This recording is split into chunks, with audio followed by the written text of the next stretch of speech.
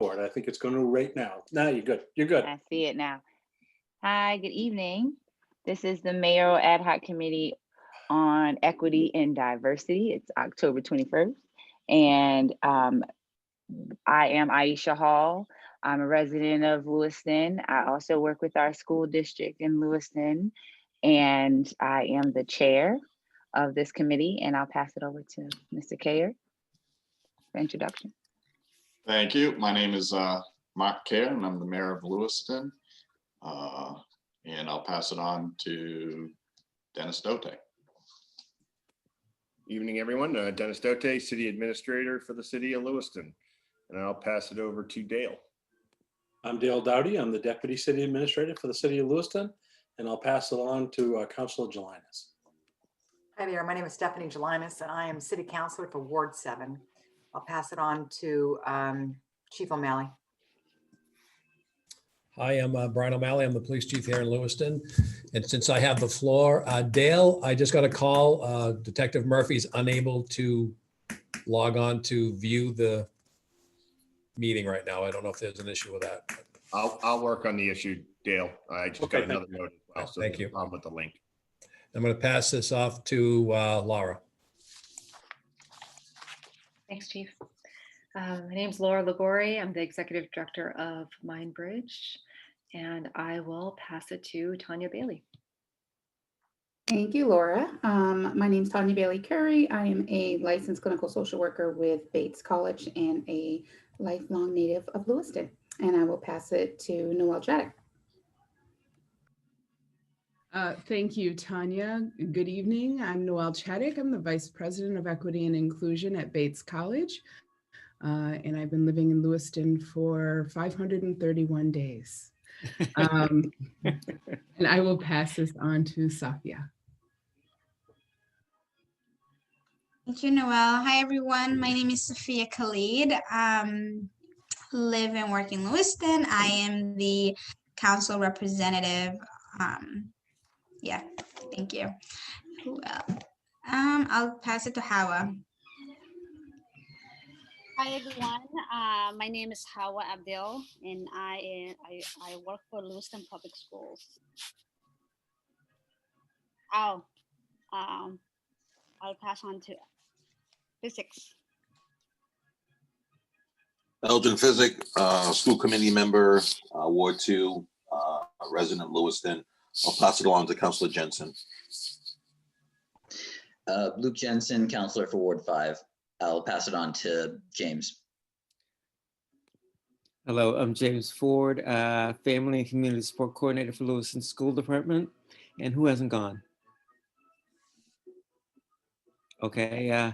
Andy DeRamo, longtime resident of the City of Lewiston and a retired Lewiston Police Department member. I think that's everybody. I think that's all of us too. So for sake of time, we're going to jump into it. We've got our final presentation and in which we'll go into recommendations. So we'll be hearing from city staff, and we present the recruiting and hiring practices of the city with special emphasis on those of the police department. So we'll start there. Right, I'm going to share my screen. I've got everybody's favorite PowerPoint. I enjoy your PowerPoints, Chief O'Malley. I'm being genuine. I appreciate that. Let's see.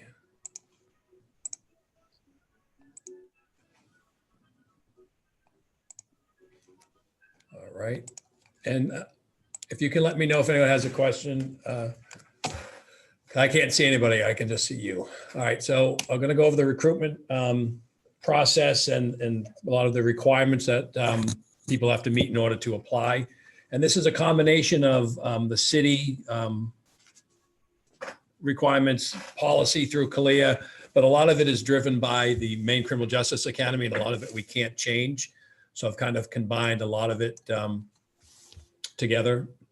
The applicants have to be at least 20 years of age, and they have to take an alert test which is given by the state. And the alert is a reading comprehension writing skills test. Passing is a 35. We require a 45 here at the Lewiston Police Department. I know some police departments require 50 in order to continue with the application process. They have to take this alert test and they have to take a physical fitness test. And this is also a requirement from the police academy. And what you're looking at now is what the requirements are. It's based on age and gender, and they have to do a 1-minute push-up test. If you were between the ages of 20 and 29, you'd have to do 29 push-ups. You'd have to do 38 sit-ups and run a mile and a half in 12.38 seconds. And then as the age goes up, those numbers change. So what they have to do is they have to pass this to apply. And then what the academy requires is that they have to pass it a second time. It's usually about a week before the police academy starts. So that encourages the candidates that we send up to the police academy to make sure that they maintain their physical fitness level, that they don't think, okay, I've passed this. Now I can just, kind of skate and not worry about being in shape. There is many documents and things that have to be submitted with the application, a copy of the birth certificate, a certificate of citizenship if someone is naturalized, high school diploma. We do actually take GED, although I haven't seen that in quite a long time. Diploma, we will get their transcripts. If they've gone in the military, there's, I think, the DD 214, maybe some of you know what that is, but that's the discharge papers. We have to make sure that somebody wasn't dishonorably discharged. So they have to submit that with their application. And then if they make it past the first interview process, there's a background investigation that is done. That includes, checking for any criminal histories that they have. If they're from out of state, we have to check out of state as well. Where they live, we contact the local police department because there may have been police involvements that they weren't charged criminally. So we have detectives who receive training in background investigations that will conduct that. There's a physical examination that they have to take. There's a drug test that they have to take. There's a psychological exam that they have to take. And you have to pass each one of these to move on to the next step. And if you don't pass one of them, you don't go to the next step. There's also a polygraph exam that they have to pass. And it goes over pretty much everything we've asked in the background record, driving record, previous employment, any criminal activity, alcohol consumption, illegal drugs, use of force, medical history, sexual activity, arson, fish and game laws. That's all part of the background check, but then it's also questions that are asked during the polygraph exam. The city has a form for conditional offer employment that allows us to do the drug screen and the background checks when they're going through the hiring process. There's a lot that will disqualify people from coming into the police department. If they have lied on their application or they've lied to the investigator, when they fill the background check, there's about a 25-page questionnaire that they have to fill out. So if they've lied on that or misrepresented, they won't move along in the process. If there's misrepresented anything, if there's any felony convictions or even engaged in conduct that would be a felony crime, whether or not they've been charged, they cannot have more than 2 criminal misdemeanor convictions, no convictions for misdemeanor of an aggravated nature, public order, decency, or moral turpitude. We don't want to be hiring someone that's engaged in sexual acts with children, indecent conduct, which would be exposing themselves, things along those lines. No convictions for OUI or driving under the influence for the past 3 years, and no more than conviction of once OUI or driving under the influence in their lifetime. They cannot have more than 2 convictions for speeding in the past 36 months, no license suspensions or revocation in the past 36 months. They have to be able to, no restrictions on their license, because if they have an OUI, there are sometimes people can get a conditional license. They can drive to and from work. We can't have an officer have that condition on his license. No convictions for racing or reckless driving the past 3 years, no convictions for leaving the scene of an accident, eluding, homicide by a vehicle, habitual violator, and their license needs to be valid in the past 3 months when they apply to the police department. They have to have an honorable discharge from the military. They can't have a dishonorable discharge unless it was a medical discharge, and they have to explain that. They can't have any, been fired from a federal job with cause. No misdemeanor, no domestic violence, no protection orders, things along those lines. They can't have any of that. They cannot have been placed in a mental institution, or what would be, some of you may know what blue paper it is. So if they've been committed to a mental institution, they can't, they won't make it past the interview process.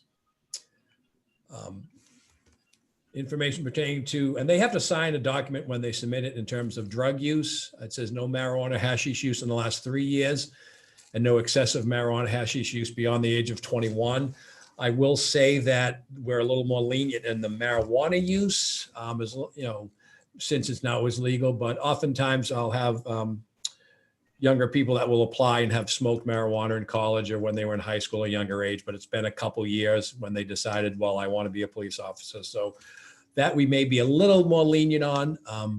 But in terms of cocaine, heroin, LSD in the last 3 years, that's not allowed. Any steroid usage in the past 3 years, that's a disqualifying behavior as well. And then this is kind of what the Criminal Justice Academy has. They have to be at least 21 for me to send them to the police academy.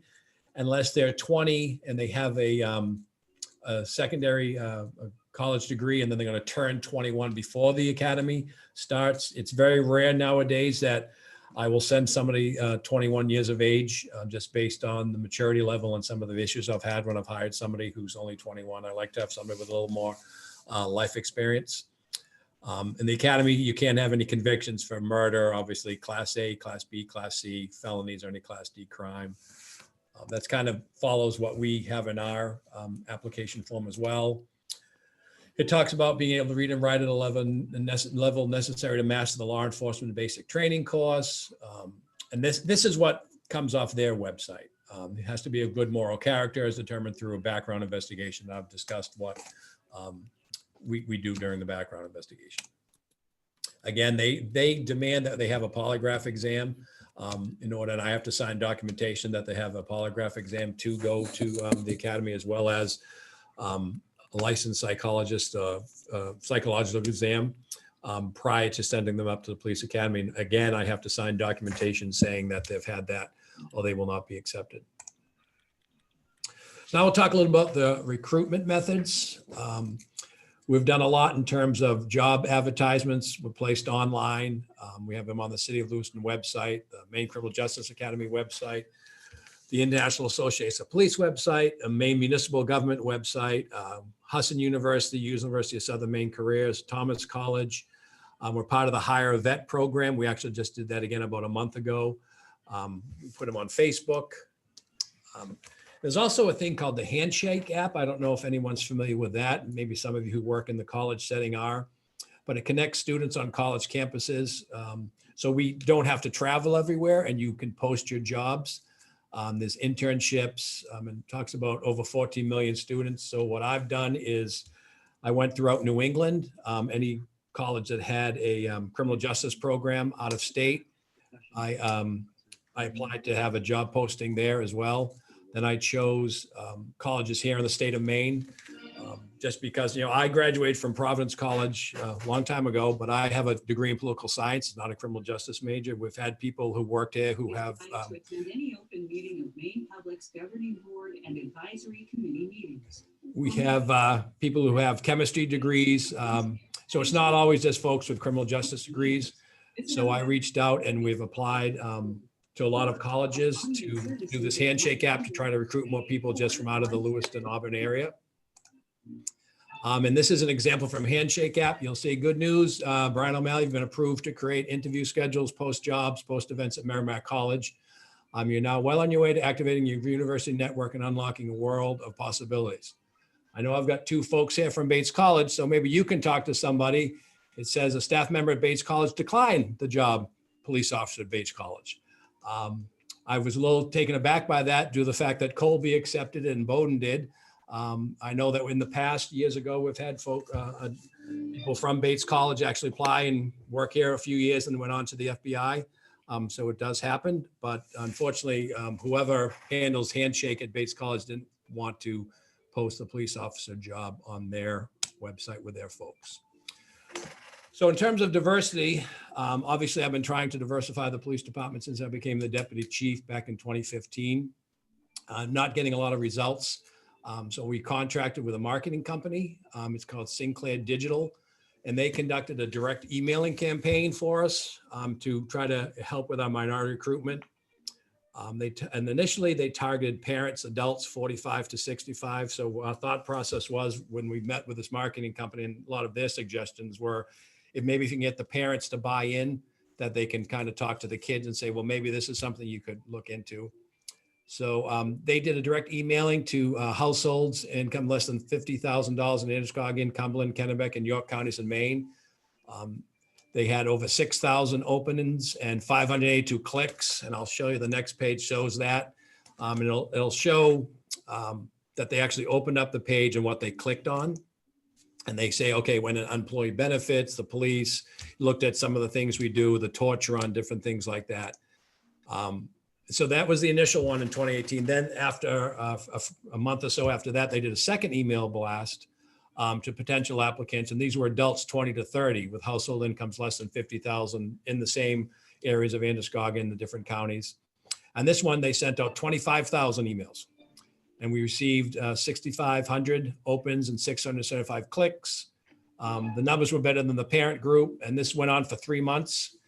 And after, the city paid for this, for this targeting email, and we received no applications or inquiries for employment from anybody based on this directed marketing email that we did. And this just goes through, and again, this report that we got from them shows the number of clicks of things that they clicked on. And in addition to doing that, we're doing job fairs. He was Officer Philippon, he's Detective Philippon now. He was appointed to act as our recruitment officer at job fairs and public events. He'd go to the local mosque to talk about the department of full-time police officer career openings. I know when I was the deputy chief, we did that. I did that with the former chief, Chief Boussier. We were over the B Street substation, talking to folks saying that this was a career and looking to get some more of the New Mainer population to consider applying to the police department. And in that note, we have a lot of outreach with the community resource team. And some of the examples we try to develop and strengthen ties to the community. We have Citizens Police Academy. We've changed the name to Community Police Academy. Unfortunately, with COVID, we had to cancel both classes this year. We've done Coffee with a Cop at New Beginnings, Birch Hill Apartments, Oak Park. We've done presentations on perception versus the reality of crime in Lewiston. We've done active theft response and assessments. We've worked with Bates College, their off-campus residents. We have a civilian ride-along program, just to give people an idea of the police work and what they'd be looking at if they're having, somewhat of an interest to be a police officer. They can ride along with an officer and see what the, kind of the day in the life of a police officer is. We've met at the Root Cellar. We've done internships here at the police department. We've had different colleges have kids do internships here. We've done school tours of the PD. There's a criminal justice program up at the high school. We have people that go over there and teach classes to try to get the kids interested in coming here and apply to the police department. We've attended a lot of meetings, Blake Street Towers, River Valley Village, Pleasant View Acres, Hillview, Meadowview, Fry School Apartments, African Immigrant Association, Boys and Girls Club, Catholic Charities, Rotary Club, just trying to get the word out and make a connection with our community about the police department. We have different community events. Some of you may know some of these, the Lewiston Fun and Films. Once again, with COVID, we didn't do that this summer. That's where we go to different parks, different locations throughout the city. And there's a movie that's played. We get free popcorn and water donated by some local businesses. We have Touch a Truck. We're very active in Special Olympics, World Refugee Day, Pride LA. We ride bikes to schools with the kids out on Geiger out on College Street. They do that with there's Earth Day. There's the Farwell School Pumpkin Festival. Pathway Vineyard had a trunk or treat that we took part in. Make-A-Wish Summer Block Party. There was a Safe Voices 5K, Walk to End Alzheimer's, LA Chamber of Commerce. There's a whole bunch of stuff that we do to do outreach. And then I just took this as kind of, we do a monthly report that comes out from the city administrator's office. I just grabbed this from September of 2019. Of course, this is all pre-COVID, of just showing all the different meetings and things that we get involved in to try to do outreach and connect with the community. We were recognized by the Department of Justice for our community-oriented policing. And they actually wanted to do a video on us. And I'd like to show you folks that video if I can. It's about 6-7 minutes long. And it just kind of talks a little bit about the Lewiston Police Department in Lewiston and what we do.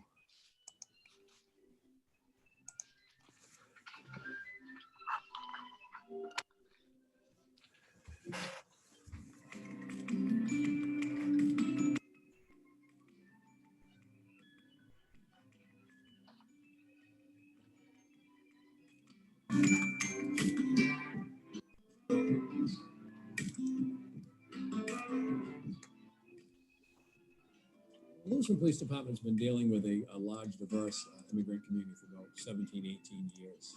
Initially, the Somali population moved into Lewiston due to the housing stock that we had. We had a lot of homes, a lot of apartments, and they have rather large families that they could take advantage of our housing.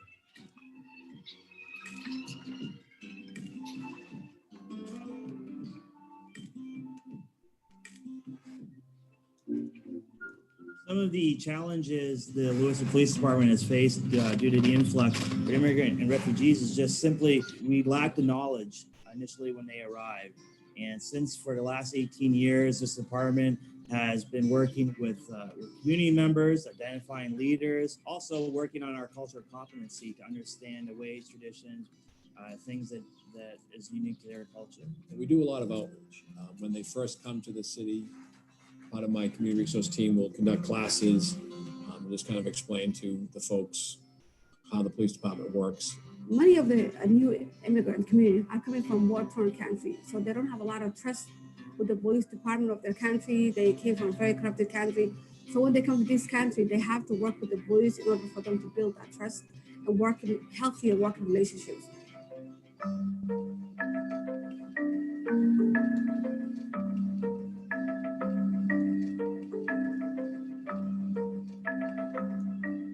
Obviously, in this day and age, radicalization and terrorist acts are things that are on our radar all the time, and that's why we engage young people. That's why we engage the youth. That's why we have the police come into our churches, our mosques, our community events, so that the police are actually talking to young people. We're now holding focus groups with young people, and then we bring the two together. I think youth are targeted by extremist groups because they're trying to identify and find themselves, find a place to be in.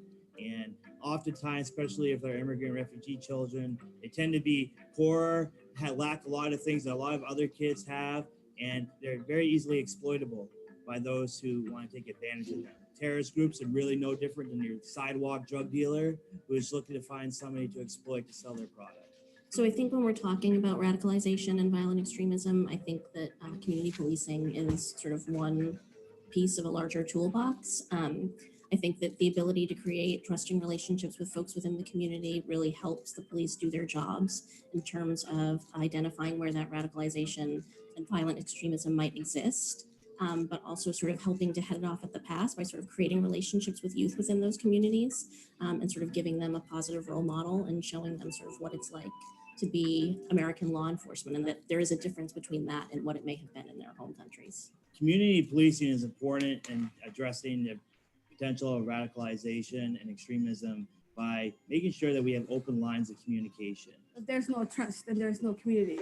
We need that trust to build between the police and the community to work together and have healthy relationships and have collective effort. So together we become a better citizens and we have each other's backs and support each other.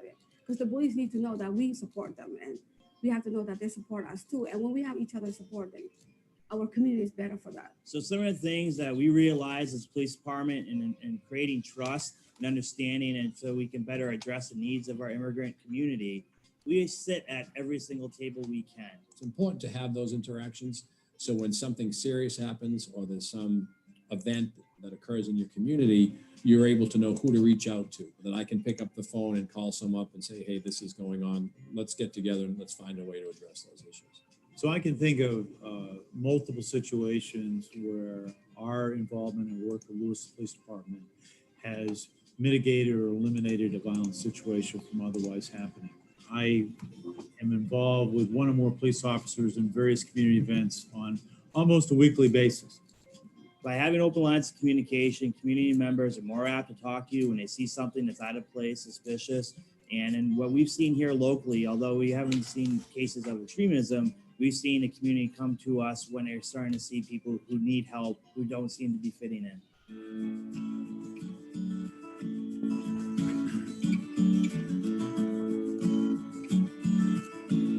So we've done the Citizens Police Academy here, and what's really been successful about that is we've had a really mixed attendance. We've had people from our immigrant refugee population, our new Mainer population, to our native Mainer population attend.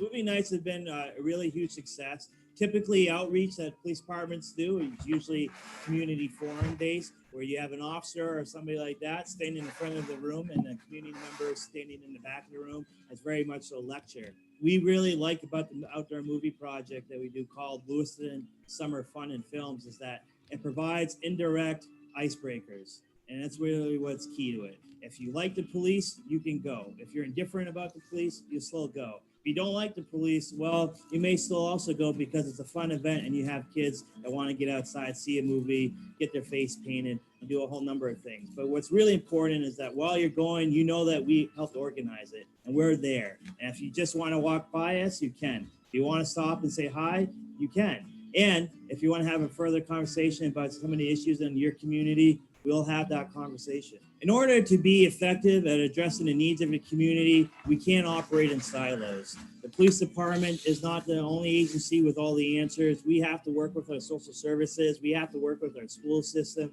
We have to work with our mental health providers, and the list goes on and on. The reality is this: the problems that our community faces, or any community faces, are very complex. And simple solutions, simple answers are not real solutions. Here, we're very much so committed to the long-term solutions, answers to addressing the needs of our community, not just for tomorrow, but for 10 years from now and on.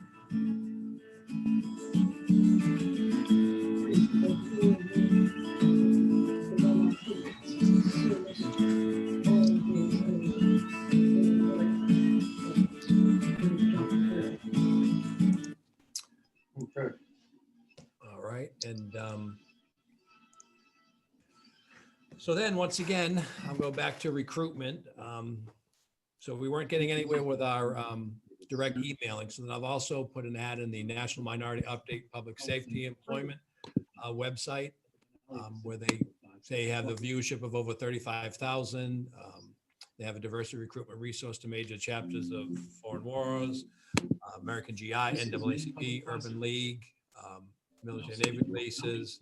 You know, there's a lot of folks that we were trying to reach to see if they'd be interested to moving here to Lewiston, to Maine for a public safety job. They receive over 8,000 hits weekly. And so we put, then this is it's kind of blown up a little bit, but this was the ad that they had on their website for us.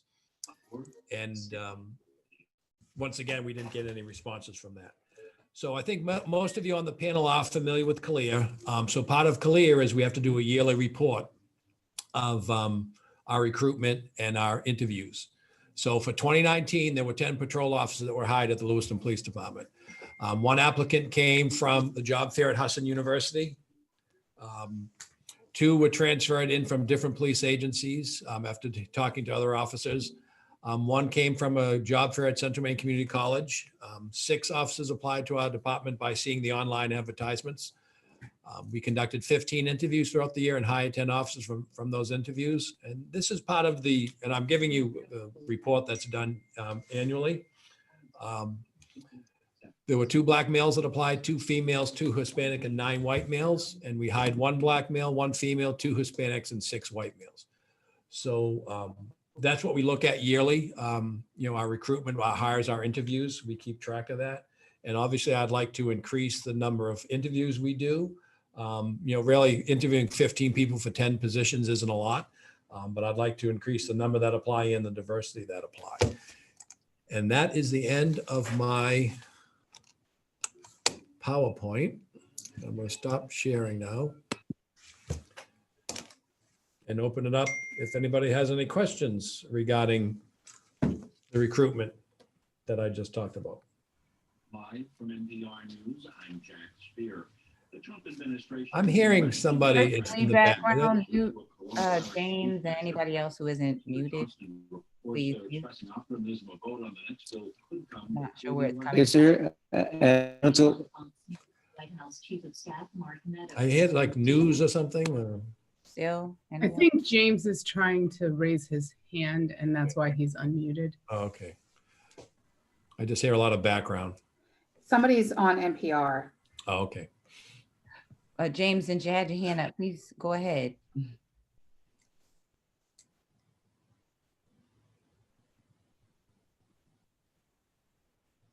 He has waved us off. I have a question, Chief O'Malley. Could you repeat the recruiting numbers, the demographics that you just shared? It just went by me. Yeah, that's fine. It was, so we had 10 openings and then we had 15 people apply.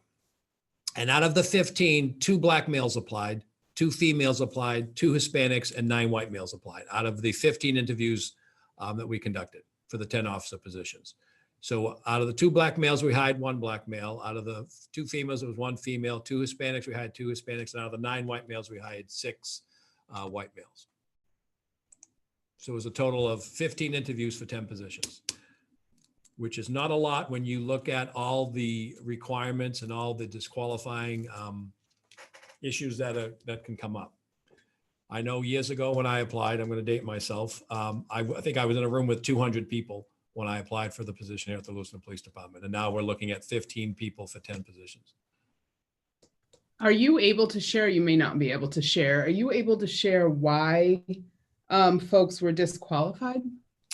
I could probably tell you one of them. One of the kids was young and was in the middle of school, and I told him to go back and come back and see me. And he has come back and he's going through the process right now. And I don't know the other ones because that young man, and actually someone I just hired, same thing, didn't have much life experience. I recommended that he go work at the county jail, get a little bit older, come see me in 2 years, and almost 2 years to the dot, he came back and I actually hired him. He started last week. But a lot of it comes down to the qualifications and actually the disqualifying behavior, and that I couldn't share with you. But that's usually what it comes down to.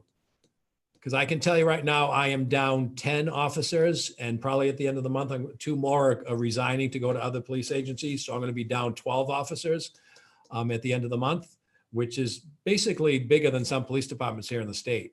Unfortunately, I'm not going to lower our standards. I can't take somebody that has a felony conviction or has some background, they don't pass a polygraph. I can't say, oh, forget it, we need somebody I'm going to hire, because that's just going to cause me more problems than not hiring somebody.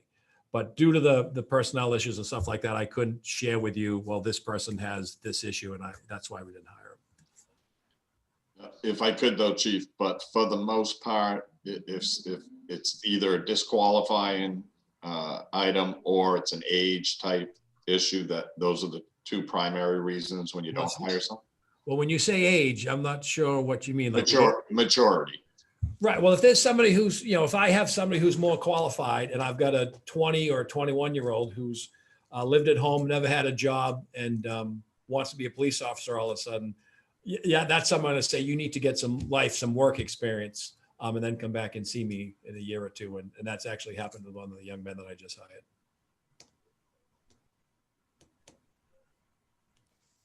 Go ahead, Tanya. So I have a whole list of questions here, but I am not going to take the floor, so I will share.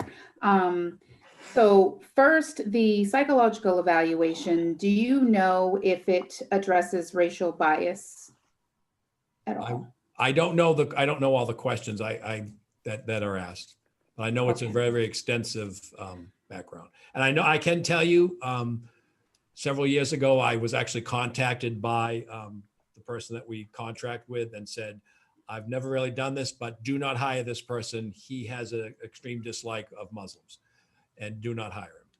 And that wasn't something that came out in the background, but it came out in the psychological exam. Okay. All right. That's helpful. And do you know, and you may not know this, but do we have any folks that the Lewiston Police Department contracts with to do the psychological evaluation that are people of color? So do we have any psychologists of color that are No, we do administering not. these? We We do not. Okay. Go ahead, Aisha. Well, I was going to ask the psych question, so thank you. But the other one I had was on the video. Who sees this? Where do they see this? And how? When was this created? That was created in 2018, and we just got it at the beginning of the year, and the plan was to roll it out at a city council meeting. And then we got hijacked by COVID and everything else happened. And it's that you guys, I think, are probably the first ones that have seen it outside of the police department. Okay.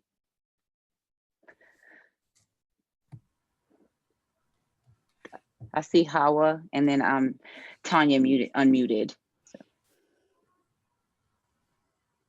Oh, thank you, Chief Anali, for your presentation. I just want to recommend this. We want to make sure that, hiring a diversity department is a priority, but if there is no promotion of minorities and it's just a bandana, we don't want to talk about hiring without talking about promotion within. Otherwise, we just talk, we will have a, diversity department on the ground floor, but not just on the second floor. So I just thought that's my recommendation of, moving forward. Like, we want to make sure that, the one we already have gets promoted, and then before we open our doors to hire for more minorities.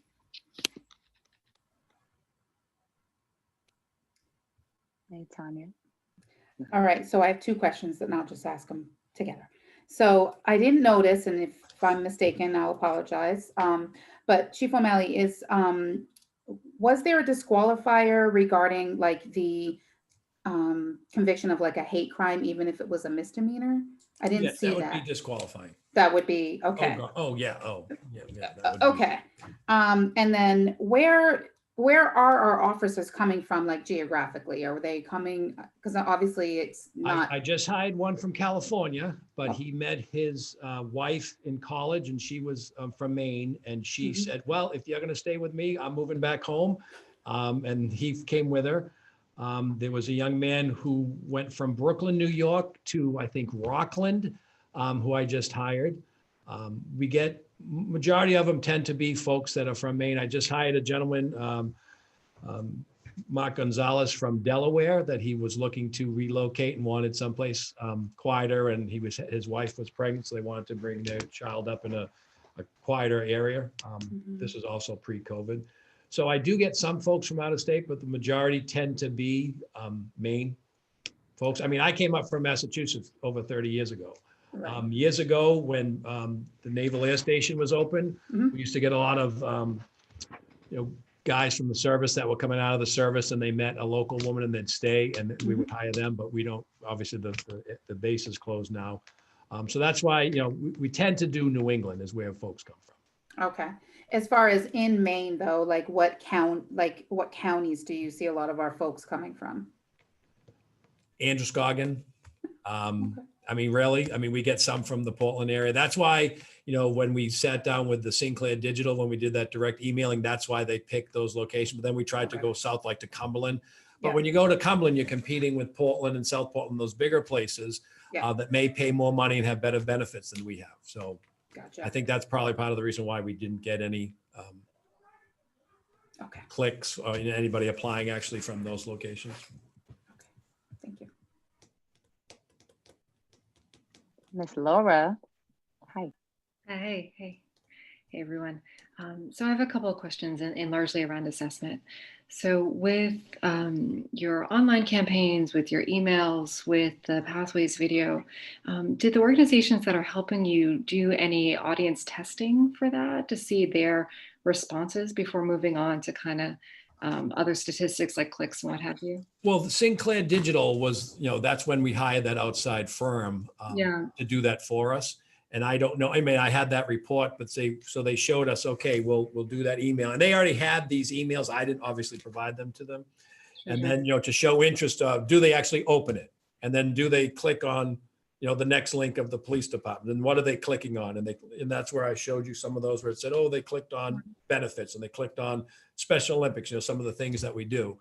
They click on the application process, but then we never got any application process. And that's what we do when people come in. and they apply for the job, and we bring them in for interview, we say, well, how'd you hear about it? And some will say, I saw it on the Maine Criminal Justice website. I saw it. And we had nobody that said, well, I got this email, this direct email. I thought this was great. So that's why I applied. So we do ask when people come to us, how are you hearing about us? We've had a problem, obviously, with no job fairs with the colleges. That's why at the beginning of the year, I started the handshake, even pre-COVID. And that really hasn't helped us out either. Yeah. I mean, in my world, I do a lot of media and communications assessment stuff. And so they call, clicks vanity statistics. So talking about, just clicks aren't necessarily the way or indicative of people's reaction to them. It might just be that they're curious, that they just kind of click on it. Well, that's what we need to do, is get them to think about it. And that's why, I was thinking of ways of, obviously we don't, put an ad in the newspaper. That doesn't happen anymore. But, we were reaching out to the folks that this is what they get paid to do, to try to help us with that. And, our follow-up was when these people came in, okay, how'd you hear about us? Yeah. And nothing came from all that, those emailers that we did. Right. Exactly. Yeah. And I guess sort of same question with the community resource team. You all are doing a ton of stuff. I mean, Coffee with a Cop, perception versus reality of crime presentations, ride-alongs, movies. Are there any assessments that go into the audience for people who show up to see, what was their experience? What did they think? And, just. No, we're not doing it that way. Yeah. I know with like what we've done with the fun, the movies in the park, or the fun and films, is we reached out to area providers. So we were having nonprofits would come up. And the one you saw, that was a rainy day. That's why we're inside the Coliseum. Usually we're out in the park. So we'll have Safe Voices, or we'll have, DHSS, or we'll have different agencies will come set up a table, and they'll have little candies for the kids, and they'll have their pamphlets and their information so folks can go around and see about signing up for Maine Care or getting help with domestic abuse. So we'll bring everybody in for that. Want to go to night school? We've had everybody come out to kind of combine it all under and then the kids can watch the movie with the parents, can try to get some documentation. But we're not going around and saying, what'd you think of all that? But I can tell you, we have 300, 400, 500, 600 people show up at these events. To us, that's a success, that we know that all these people are coming out. And we've heard good things from the nonprofits that have come saying these folks are reaching out, but these folks aren't coming to the police department applying for jobs, but we're working, it's, kind of hand in hand of apply to the police department, but also have the building of trust and relationship between the police department and the community we serve. And that's why we don't just do it in one location. We go to different parts of the city. We've been out at Pettingill School Park out there. We've been at Samard Payne Park. We've been at Marcotte Park, which is over by the Coliseum. We've been in different locations. Pathways, Outer Lisbon Street, in their back of their church. So we go to different locations. So it's not just one location. Yeah, definitely. Cool. Thank you. Sophia had her hand raised, so I want to acknowledge it. Thank you, Aisha. Thank you, Chief, for the presentation. I just have some few follow-up questions. The first one is regarding the video, and the questions I'm asking was kind of brought up a little.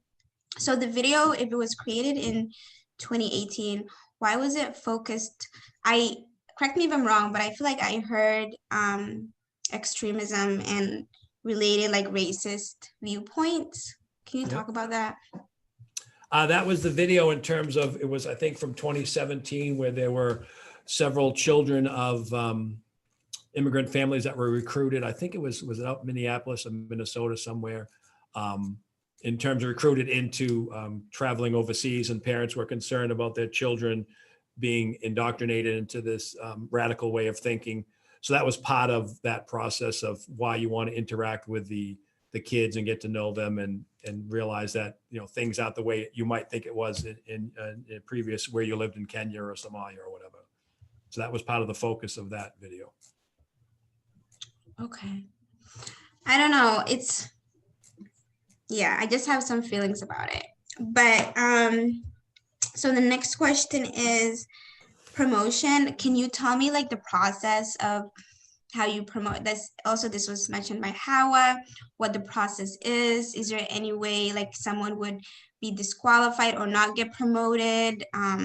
Well, promotion is based on an evaluation score. There's a written test that they also have to take.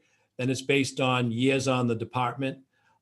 So if, and it's weighted, so there's a certain amount of weight. Then it's based on any secondary education that you have. So that's all part of it. So then you have to be put on, you have to take the test, you have to score high enough, you have to get on the list, excuse me. And then, so when there's an opening, we call the top 10 candidates get interviewed for a position. But there's no, I mean, the only way you'd be disqualified is you have to have so many years on, in order for, if you go from patrolman to detective or corporal, and then from those positions to sergeant, then from sergeant to lieutenant, you have to hold those positions or ranks for a certain amount of years before you're eligible to take the test to be promoted. Okay. Your record in terms of like your community engagement or just your police record isn't looked at or based on your It would be your, qualification? well, when you say record, it would be your evaluation. Oh, That's part of it. okay, thank you. My next question is, in terms of like the interview process, you said real life experience. If youth or like if someone who applied doesn't have a real life experience, you said like the county jail, and they probably can't find a position on there. Is there ways that the police department can help someone find internships or other ways to get like similar experience? Well, I say the county jail. I've recommended county jail, security at the hospitals, at St. Mary's, at CMMC, over at Bates College. I know I've called over to CMMC to give a recommendation for a young man to get a job over there. I know that the young man I talked about who I hired 2 years ago, I said, you need to get some more work experience. I called over there and said, I think this kid would be a good hire, but he needs a little more life experience. And they were happy to get the applicant. He did a good job for them for 2 years, and now he's come back to me. Awesome, thank you. I saw Noel's hand up while Sophia was talking. Thank you. First, I want to apologize, Sophia. I've been sitting here trying to find words to talk about that video, and I was actually really hoping to be able to talk about that video so that you did not have to. And so I apologize. And what took me, I'm sick to my stomach, actually. I still don't have words except to say that that landed on my body as a non-Muslim, non-immigrant Black person as the most racist thing I've ever seen. And I am not sure why other folks would not be able to see that. I'm using strong language, but it's honest. I'm just telling the truth. And I don't think we should move on without having a discussion about that. Who is that shown to? Where did that come from? And who vetted it and didn't see that as problematic? I couldn't imagine producing a video about police and calling them extremists in the ways in which people can talk about police without being thoughtful about the people who are in the bodies of our police. And so for that courtesy to have not been extended to our community members, whether they're immigrants or not, whether they are Muslim or not, I just need to be very honest. I mean, I'm literally fighting an upset stomach. It immediately took me out. I'm sorry that that's how it came across. The reason why I shared that with you folks is to show how we're reaching out to the community, and how we're trying to do community policing and how we're doing the films and whatnot. Now, I can't, like I said, you're the first group that I showed it to, and maybe I'm glad I showed it to this group first and saying, okay, this didn't come across the way that we thought it was going to come across. And I more than appreciate your view on this, Noel. And that's not why I showed it. I didn't think that this would come across as racist, but that's why I think we're all here. I know that's why I'm here. And I shared this just to show what we're trying to do in the community. But it was part of when they came to us to want to do this, they were talking about reaching out to the community, establish relationships, and you guys do a good job of that. And that's what we want to show. And that's what I thought I was showing to you, but obviously that's not how it came across. I am grateful that we we're the first folks to see it. And if you want to have a one-on-one conversation after I've had time to process, I would like to be helpful. I see Tanya's hand. Thank you for your comment, Noel. Thank you. Sure. You know, I think part of the, you know, like you mentioned, Chief O'Malley, that's like, we're here to figure these things out. And, you know, I would be lying if I said that I didn't share Noel's thoughts.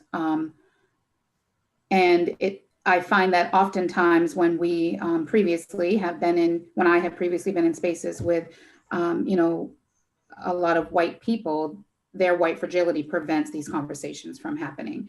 And that's not the case here, where I think we're able to really think about these things and, you know, question what we can do to make sure that that isn't the impact. Because if that, say that were shown, then it would give the, right, it would be the opposite. I think another point that I would like to just elevate is, and you know, I feel this often from a person that has been born and raised here, is we often highlight diversity and community policing with New Mainers, forgetting that we had a whole population of Black and brown people here before. And our experiences, while we share the same skin color, our experiences are not the same. And that doesn't mean that we can't look at how do we just, you know, how do law enforcement connect with police? I mean, connect with all community members better. But in particular, I think when promotional videos and things like this have been shown recently, especially for Lewiston and Portland, it highlights the New Mainer community as if there are no other Black and brown faces. And that's problematic. Because I think a lot of the problems that we've had these long before. We're just seeing them more now because we have more people with the same skin tone. So I just want to elevate that as well, because that's what we often, folks that do these videos and commercials, they often want to show that because it's also what's going to get views. So what's the motivation here for the folks that are making these videos, right? Because your intent was not what was shown clearly. So, you know, there's no question really in here. I can't imagine if I were part of the New Mainer population, part of the Muslim community, and to see that video. I know just as a Black human being in this city, I'm taken aback by the tokenization that was present. And, you know, it's further divisive. And I don't know if that was something that you had to pay for, but I would be asking for that to be done again for free. Thank you. Laura, I see your hand too, and then I'll go over to Elgin. I was looking in the other direction, Elgin. Okay. Yeah, I want to support what Sophia, Noel, and Tanya have been saying, and also to offer up an apology too, because I think I failed in bringing this up. That when I asked about, you know, was this audience tested, that's what I was getting at. Obviously, it wasn't. Yeah, and I failed in bringing up the deeper issue.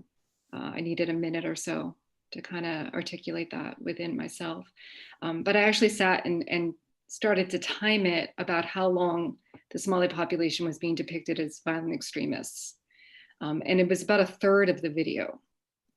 So, you know, we've spent some time, you know, within City Spirit and others talking about, you know, not only explicit representations of people, but also implicit impacts, and the way in which that kind of representation dredges up stereotyping and prejudices among people, even if they're not entirely consciously aware of that. So there's multiplicity of ways in which people are impacted, and that wasn't an explicit and an implicit way that kind of causes vibrations that render outward. So yeah, so I will extend the same offer that Noel presented, that I am very happy to talk to you more about this and to work with you and others about taking a deeper look at these videos and seeing if maybe other other ways of representation can happen that both speak to not getting into a monolithic community like what Tanya was bringing up, and trying to represent communities in a way that honors them. Yeah.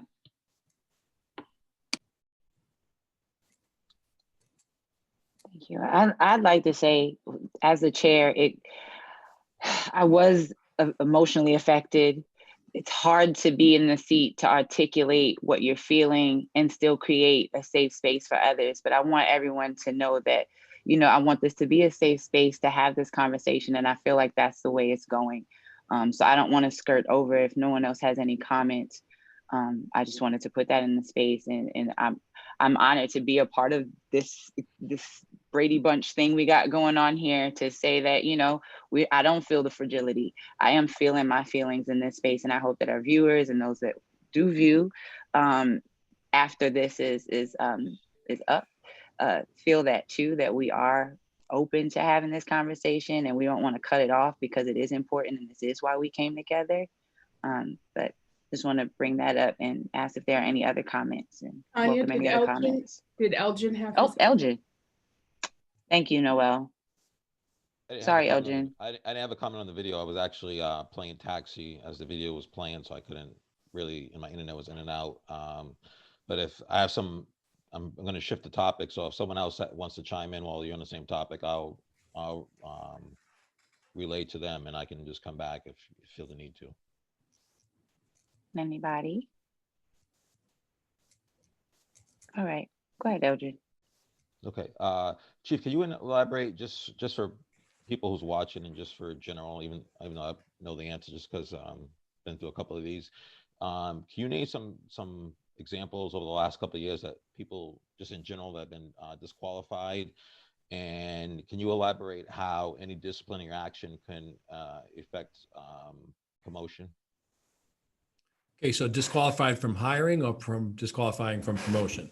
Just well, both. Like you know, what's some of the things that, you know, in the last couple of years that have popped up that you've come across your table that they got disqualified for, and also too, how does disciplinary action affect someone getting promotion? Well, I've had people who have applied who have admitted to sexual assaults, child porn.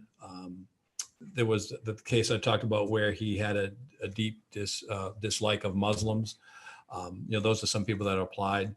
There will be issues where affecting people's promotion in terms of disciplinary action, if there's been excessive force complaints, if there's been someone's found to have lied on a report or an affidavit. You know, those will affect people's ability to get promoted. You know, it all depends on what it is. If I have somebody that keeps crashing a police cruiser, I'm not going to put them in charge of patrol officers. That would affect it. That would also affect their evaluation. Any type of disciplinary action also affects people's evaluations. If they're violating rules or regulations, depending on what it is, that will affect their eval as well. So a lot of that comes into play. They can score really high on the test, but their eval might not be that great, or they may have had an issue. I'm not saying that people can't be promoted if they've had issues, but you got to have some time in between those issues and when they get promoted. 13 days to go. The sweet state Good. sprint. President Trump and Senator Let's mute that video. Well, former President Obama. All right, keep the party going. Oh, Tanya. Oh, were you finished, Chief? I'm sorry. Yeah, I was. Chief, I don't even know if this is a possibility, but do you or are you able to monitor officer social media? We do have a policy in regards to that. They can't be putting things on their social media from things that have happened here at work, and also in terms of, we have policy about hate speech and you know, things along those lines. And that's also asked when they come on. By state law, when we hire somebody, we cannot say, okay, Tanya, give me your Facebook password and your Instagram and your Snapchat. But if it's open to the public, we can look at it. But then it also gets asked in the polygraph exam as well. Those type of questions of hate speech or racism, a lot of those questions are asked there. Okay. So, Chief, I have a question. Yes. So coffee with a cop, I was thinking, most of the time when we moved a lot before moving to Maine. And one thing I did with my kids is brought them to the police station and introduced them to police officers and made sure they knew who they were and we knew who they were. And coffee with a cop sounds like, whoa, that's awesome. Why didn't anyone else think of that? But as a parent, I'm like, well, if I wanted to do that, would I be able to reach out? Is there a process, or where would I find information about that? Or where In would someone terms of find coming for a tour at the police station and, we'll bring the kids out and, that type of thing, or coffee with a cop? Either one. I would do both with my kids. So both. Well, we normally would do all that, but right now we're not because of COVID. But we would through the community resource team. They organize a lot of that for us, and we'll do tours here where I have the school resource officers as well. We'll arrange for classes to come in. Parents will come in with them. But right now we're locked down, obviously, because of COVID. We're not having all those folks come in. But hopefully in 6-8 months when that changes, you can go through the community resource team or through a school resource officer to arrange that, or even just call. But normally we'll have the parents come in with the kids when we do the field trip type tours of the police station. Cool. Thank you. Yep.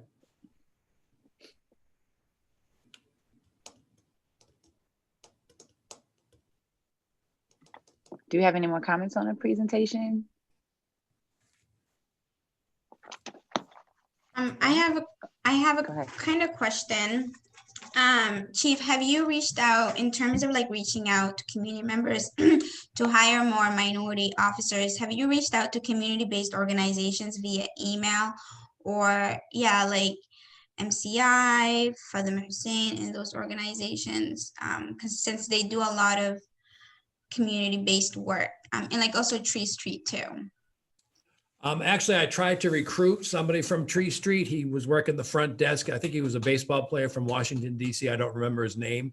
And I know Julia wasn't happy that I was doing that. But, when we have the folks out in the community, my community resources out in the community, and with these different areas, yes, we try to get them to push that forward. Like I said, I had a number of years ago, I was at B Street Substation, with the former chief. Of course, that's been a few years when we met with the parents. And I think I brought this up before to let the parents know that, being a police officer is an opportunity, employment. Our starting pay is $21.43 an hour, if anybody's listening, just to kind of get the parents to kind of push the kids towards this type of career. Can we do more? Yes. And that's where I'm hoping connections here. I've got 2 folks from Bates College that might be able to call up and say, hey, you turned down that handshake app. Why'd you do that? I just want to, any way I can get more recruitment, I'm all for it. Chief, are you annoyed by the handshake app? Oh, I'm very annoyed. I just couldn't believe it. And He's annoyed that they'd say no to us, where they do so much in the schools. My wife's a teacher where the kids from Bates have gone in and taught, read in her classroom. They try to do so much that all of a sudden, I don't know who the employee is, says, nope, decline. And I'm sure if I call, I'm on it.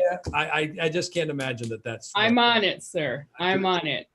And thank you for receiving that strong feedback from us beautifully. I appreciate it.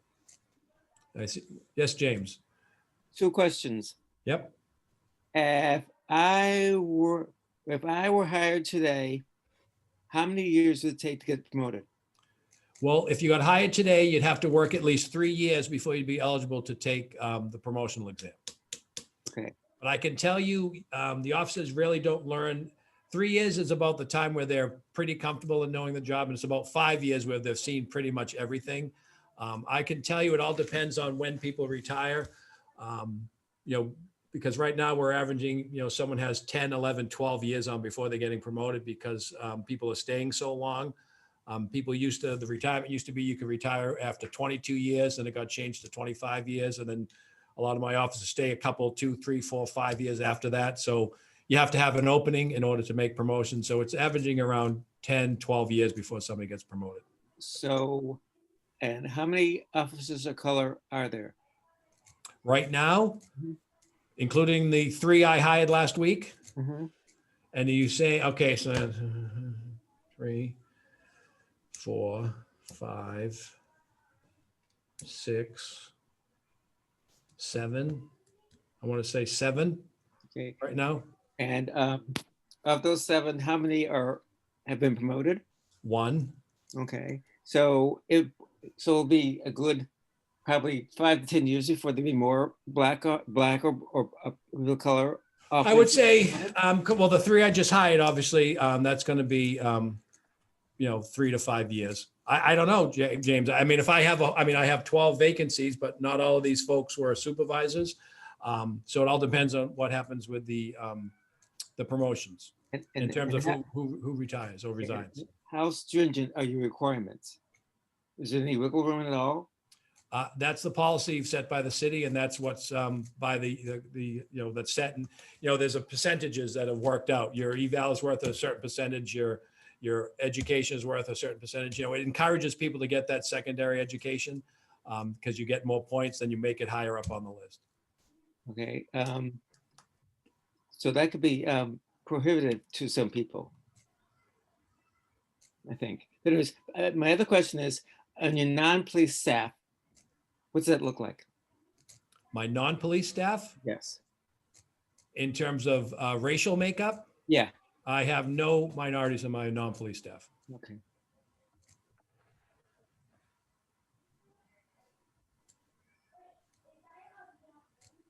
Aisha. Tanya. Yes, I know you're probably tired of seeing my hand, Chief.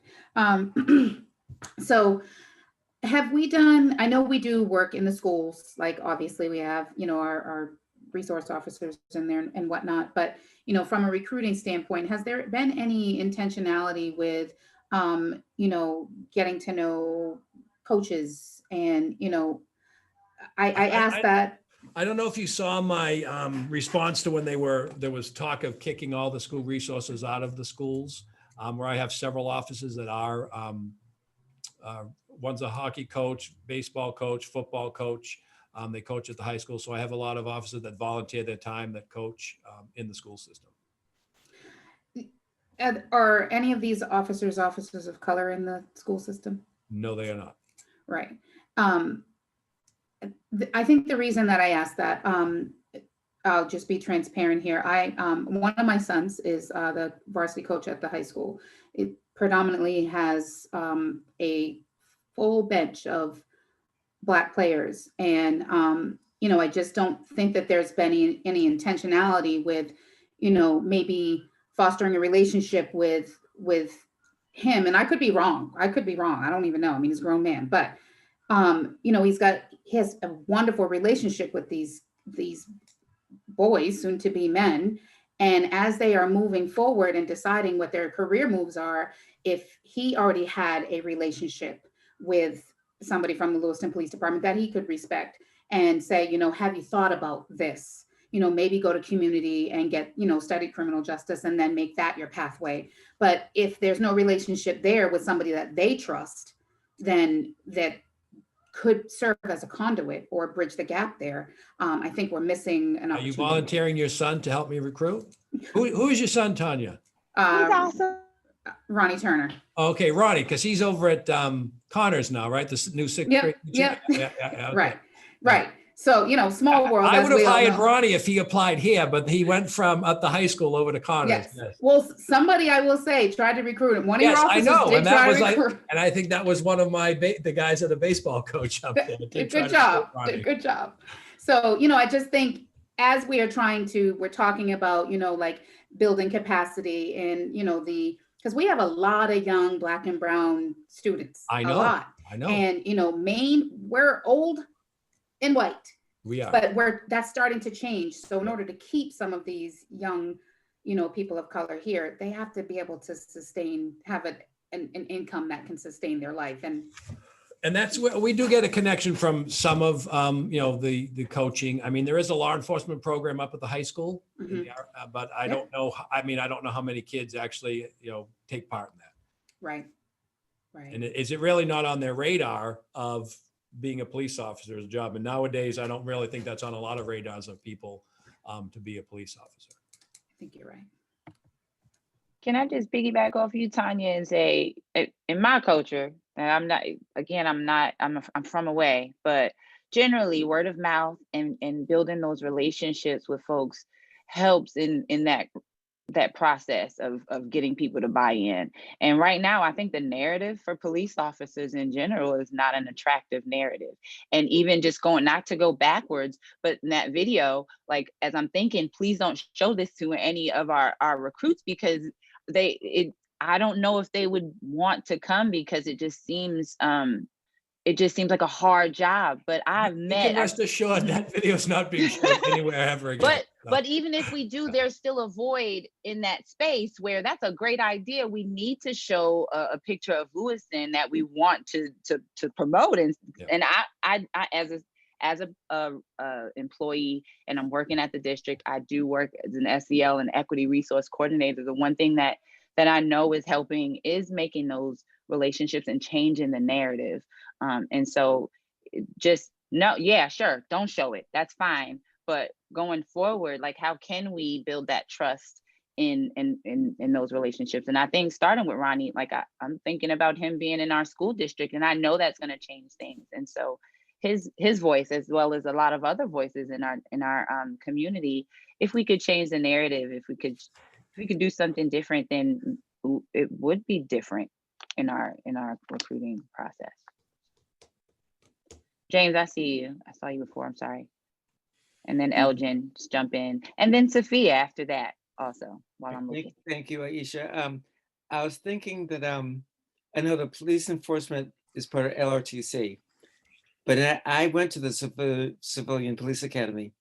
And have you thought of partnering with like any of the social studies teachers on the high school side to have students go through that, so they can have some sense of what that might look like? Just that's a thought. Yeah, that is a good thought. Actually, no, I haven't. Because they can incorporate that in the government class. Yeah. It can be part of the government class.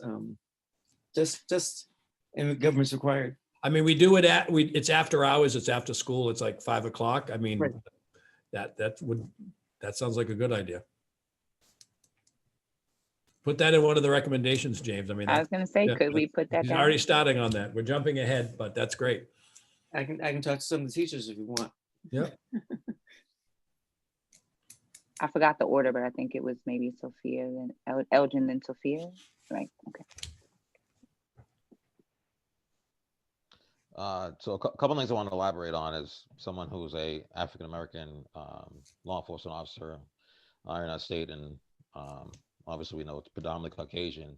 One thing I want to add too is I don't want to water down that we just want to hire someone just because they're African American. We want to make sure they're qualified, because what happens is, and I've seen it in law enforcement, I've seen it in other professions, where we just hire somebody because, oh, it's an African American, that'll look good, and next thing you know, that actually happens in the Lewiston school system. We hire somebody and their performance is poor, and that kind of makes it hard for other African American or Black and brown people that come along. It's one of those things that, for someone who's, became the first Black state trooper, is, I've worked hard to earn where I'm at. I recently got promoted in July. Like, I just don't think we just, obviously, I just want to make sure that we're promoting and hiring people just because they're Black and brown. Obviously, if they're qualified and have good evaluations, that they should definitely be considered, but not just one of those things where, okay, we want to, see somebody in stripes and blah, blah, blah. So we'll hire them and it'll look good. I think like anything else, you gotta earn your keep. And the second thing, adding to the basketball players, I've had a lot of those basketball players that Ronnie's got since 6th grade, and a lot of them have rode in my cruiser back and forth to AAU games. So they definitely got a lot of exposure to police, because times I've gone in my uniform and practice and stuff. But one thing I guess I would suggest is, in where I come from, a bigger city, PAL is they're actively coaching in PAL. It's one of those things that, police officer coached me when I was in 6th grade, when I was in high school. They actually took me, a Boston police officer actually took me to the national PAL tournament in Pennsylvania. And I think it just would be, and I noticed in Maine, PAL is more of a someone who transfers money, or it's an organization that they vote on who should get some uniforms with PAL on it. And I just think, if it's possible, I know officers, again, they got families, they're trying to find time to decompress with their family, just decompress overall. for someone who's active in the community, I get it. But if there's any way that officers could get more involved, maybe even at the rec level, and necessarily, they don't have to necessarily know the sport, because there's some parents who necessarily don't know the sport. They just kind of do it because the kid is there. They need volunteers. Maybe that's just another way to kind of be involved in the community, and it might be, a fun way to be involved in the community. Partnering with the Lewiston Rec as they have programs. So just food for thought. Yep.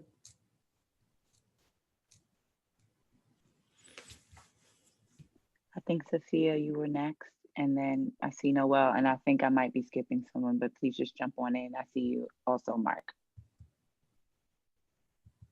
Thank you, Aisha. Just a few things. I'm sorry, I'm keep mentioning about promotions, but I'm wondering if you can share, or is it possible for you to share the evaluation? No. Share some, and the then questions. the question, a blank evaluation? Yeah, I could share that. Yeah. Yeah. Like right now, I don't have it in front of me. I don't know it off the top. Oh, no. Whenever you get a chance. And the other thing is. Sorry, go ahead. Oh, I didn't hear you. What you said? I said there's a different eval for different positions. Like when someone's a patrolman, there's a position. Then when someone's a corporal or someone's a detective, if someone's working as a undercover drug, there's a whole bunch of them. So I don't know which one you'd actually be looking for. A sergeant has a different promotion than evaluation than a lieutenant has a different evaluation. So if you want a blank copy of all those evaluations, yeah, that would be helpful. Okay. And the other thing is, I'm wondering if there's an opportunity for the high schools to get students at the high school to get internships within the police department. I don't know how that would look like. I don't know, especially. We have requirements. So we've taken college kids in, but not high school kids. Yeah, especially the ones who. There's a certain age that we have to have. Sorry, I keep interrupting you. I think we're having a little delay on our internet here. Yeah, like LRTC, because I was part of LRTC and we did a lot of community stuff. So yeah, and also I'm wondering for officers, is there a possibility for them before they get hired to be engaged in the community somehow? Maybe I don't know,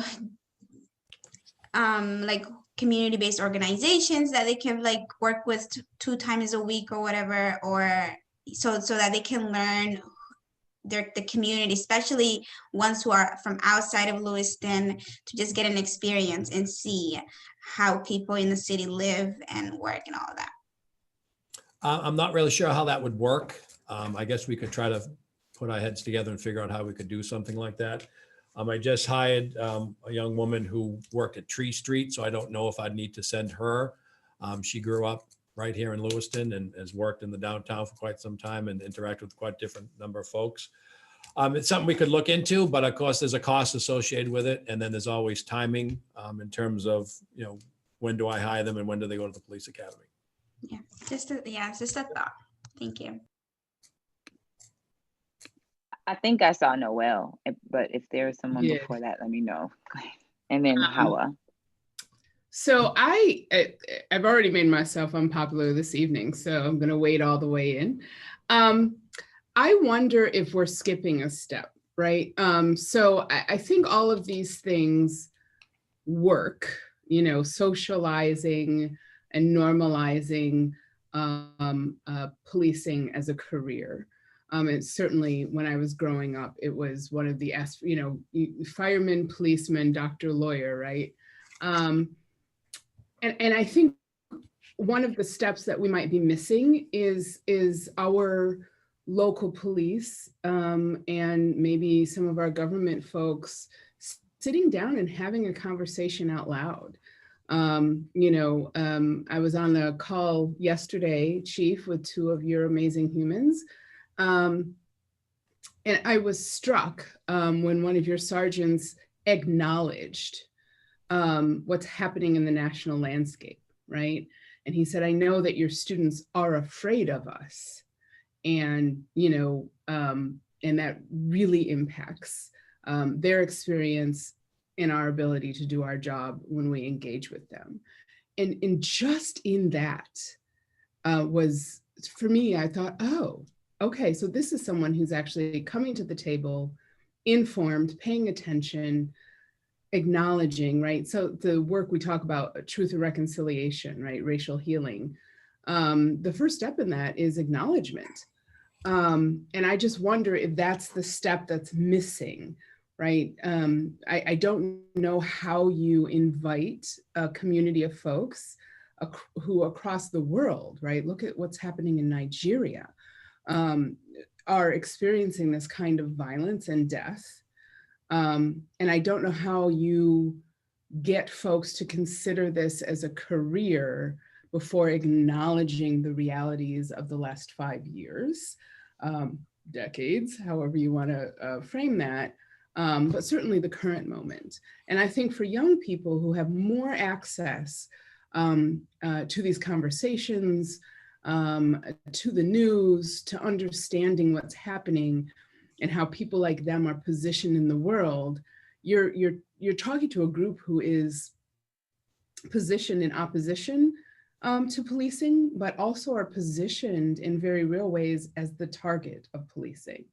And so I just wonder if, and I mean, I think that is something, I don't know if I can fix your handshake problem, but what I can do is create community and space to have some of those conversations. I think that moves us Noel, I forward. think we can expand on those because I know that Officer Charlie Weaver, who was on the community resource team, was coming over to Bates and having conversations with the incoming freshmen, was having conversations with the kids that were going to be moving off campus.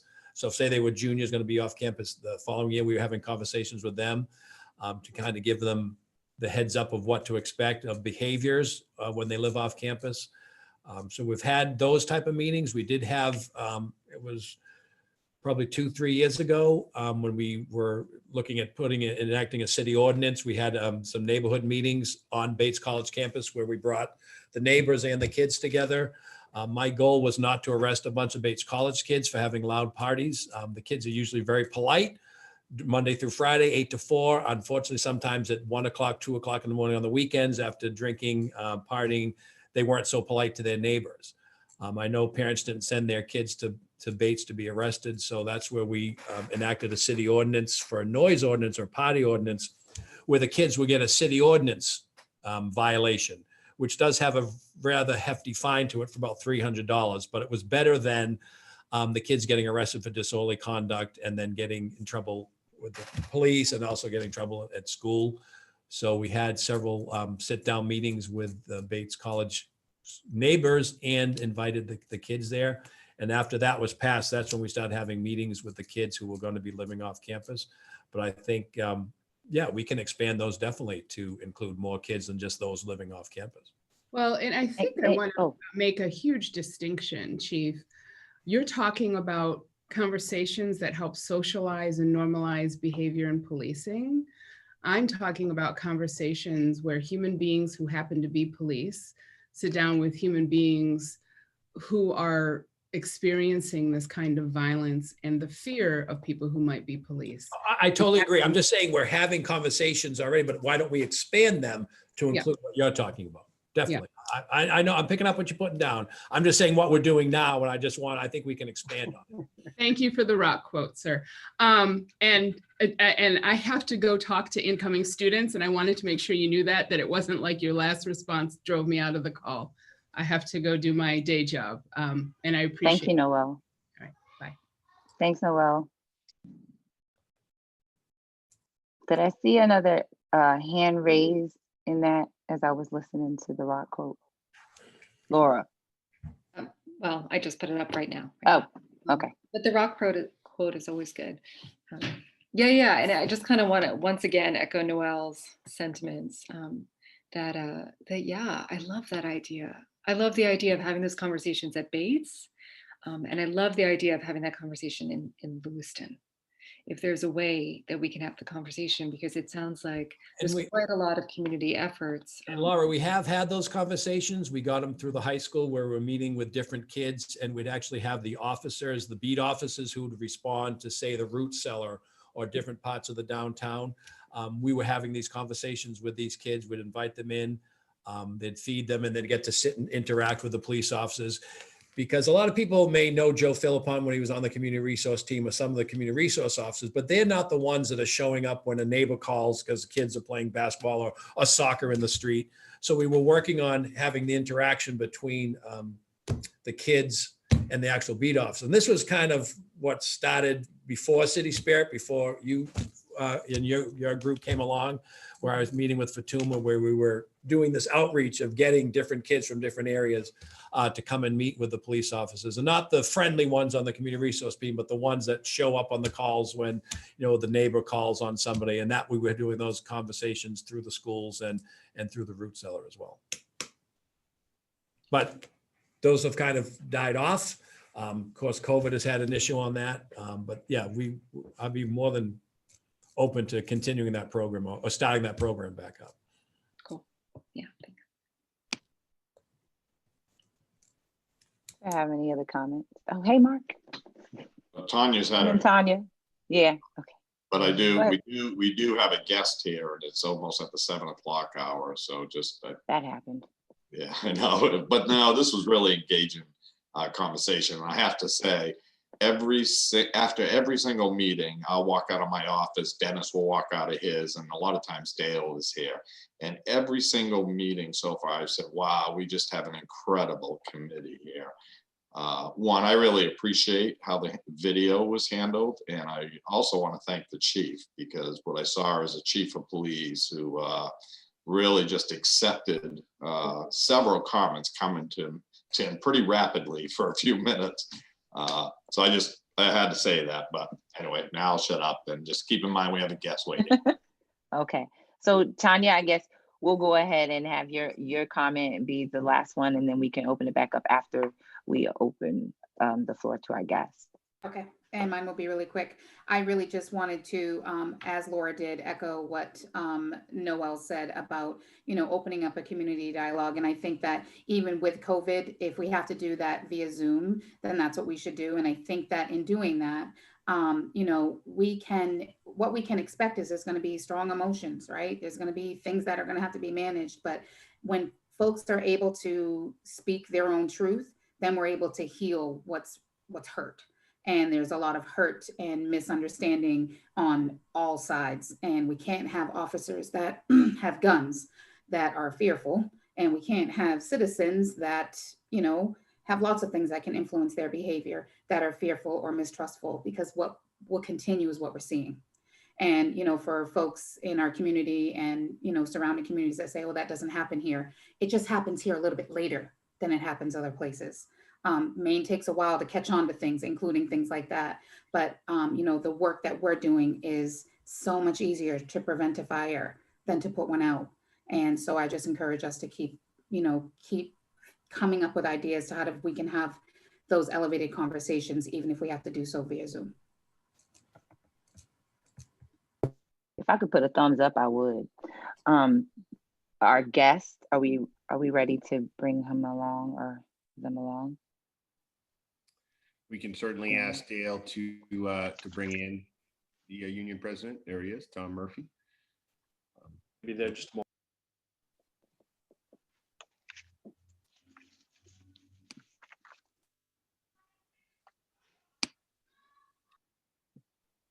Tom, are you able to hear us and turn on your video and unmute?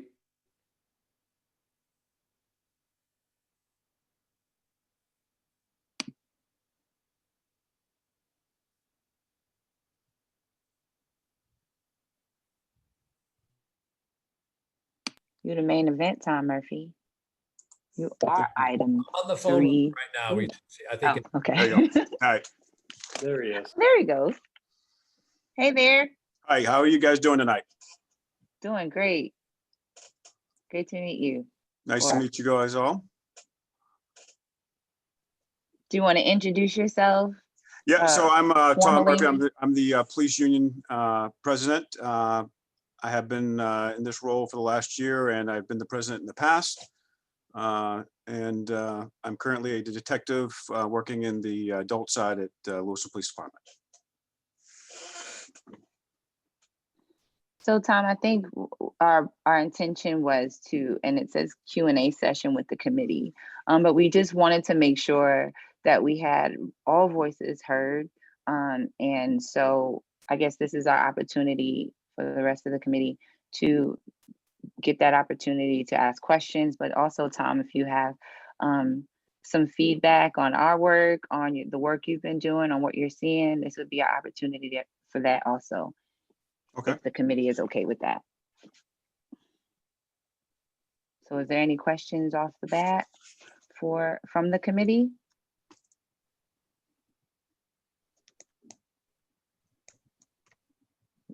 Well, I'll ask. I guess one of the questions that that's been burning is, what is your experience while we're going through this process? What's some of the feedback that you're getting, and what are some of the things that we would need to know and that can inform the work that we're doing, and some of the recommendations that will be coming from this committee? It's a big question, but take your time. No, I understand. The purpose of the committee and stuff like that. Let me just start off by saying, I get, the need to keep the pulse of the national, the stuff going on around the nation. But, my biggest fear here is that, we've jumped on some political bandwagons in order to make statements and further political careers. We have problems in Lewiston. And, I'm willing to sit down with anybody in this community. I was a part of the community resource team. I was one of the founding members of the community resource team. I've dedicated, countless number of hours to giving back to this community. But, if we want to talk about problems in this community, let's address the problems in this community, the big ones. And we have some big problems in this community. That is why I immediately, when this all started, said, as a union, we want the body cameras. You want to know what's going on out here? Let's get the body cameras. And after, some back and forth, we seem to have come to an agreement on that, to where that's going to happen. I think that's going to show a lot of people out here. It's going to serve a lot of purposes. But number one, I think it's going to show, that the perception versus the misperceptions out there. It's going to bring to light that, if there are problems, it'll bring it to light, and it'll actually show what's going on. This is a valuable tool. And someone mentioned earlier that Maine, for some reason, seems to always be behind the times. These things are being used across the country and have been, and it's time for us to catch up. This is a tool that, if you have it, why would we not use it? If there's availability to get this tool, no matter what, we should have that tool. And, we all agree right now, we're all on our best behavior because we know everybody's looking at us. We're all being filmed right now. So every one of us is on our best behavior, and it's one of those things that will make, people who are on both sides of the camera act a little better. There's a lot of pluses to this thing, but, and I get it. I've watched the videos. I've seen, the instances out there of, where police are caught on film doing stupid things and doing criminal things and things like that. But you gotta remember, there's over 1 million police officers in this country. And just like I wouldn't judge one nurse, judge all nurses by one nurse, we're asking, don't judge us all by what is happening in Minneapolis and other places. Let's work on the problems here. And I've mentioned this several times when this all started. You want to, come together and work on some problems? Let's work on this rising drug epidemic. The numbers are through the roof. The deaths are through the roof. That's things that are happening here. So that's my concern, and that's the what I'm getting from the body of the union, the patrol officers and stuff there, is their concerns. And, I got to be honest, we're feeling attacked. I saw a city councilor who is in this group stand right out in front of our PD and attack us. I've seen people in the school boards attack us. And, it's one of those things that how much of this, and you want to talk about recruitment, and you have city councilors standing out here attacking the police, and you want to recruit people? Well, who the hell wants to do that if you got people attacking you? I think we all need to put away some of the hate, start coming together and working together. and start seeing it from both views. You know, I've encouraged the city council and I encourage members of the community to do ride-alongs when it's available again. I know this COVID thing's throwing a wrench in things. The shooters don't shoot training that's over the community college that we've got set up. I've sent that out. You know, hopefully some people can take part in that. I encourage everybody in this community to look at some of those things. But, you know, also look at it from the eyes of these men and women out here who are going to these calls at 1 and 2 in the morning, who don't know what's going on. And the current climate, you know, in this country is anti-police, and we're feeling it here now. Long question, long answer, sorry. No, that's what we're expecting. And I hope that if we have questions on our committee, we can open to any questions or comments from our public. But I do appreciate you, Tom. I do have one question to piggyback off my question. Your title as Lewiston Police Patrol Union President, what does that entail? Or what are you doing from day to day, and how are you supporting our police officers? So as you know, my main job is I actually handle I'm a detective for the Lewiston Police Department. I handle the sex offenders and the human trafficking is my main part of the job I do. But the union, 63, 65 of us, that, you know, every 2 years they elect a new president. You know, and so in that, my jobs are to act as the head shop steward for the body of patrol, detective, and corporals, to include the SROs, the community resource officers, and things like that. Negotiate contracts, handle disputes, those type of things. Thank you. Does anybody else have questions, comments? Come on, Dane, I see you unmuted just now. Yeah, I just had a quick question, Detective Murphy. Question for you. So, how does the department plan to tackle digesting the hours of footage needed to stay ahead of any potential issues? So, we're talking about these cameras, right? And obviously, if you're looking at cameras, you plan on looking at them after there's an issue. How do we plan to get ahead of that footage so that there's not an issue? If that's going to be the method that kind of keeps us safe and, you know, keeps everyone content. I can answer that, Mr. Morgan. Currently, right now, we have a policy in regards to the watch guard cameras, which are our cruiser cameras, where the supervisors will just pick, even if there's no complaint, just pick a couple of different videos of the officers per month to review them randomly. And that will continue with the body cameras. The good thing about this new system that we're getting, it's unlimited cloud storage. So we'll still continue to do that, just random checks of video, but also if something does come up, we will still have that video, even if it's, you know, several months or a year after the event that occurs.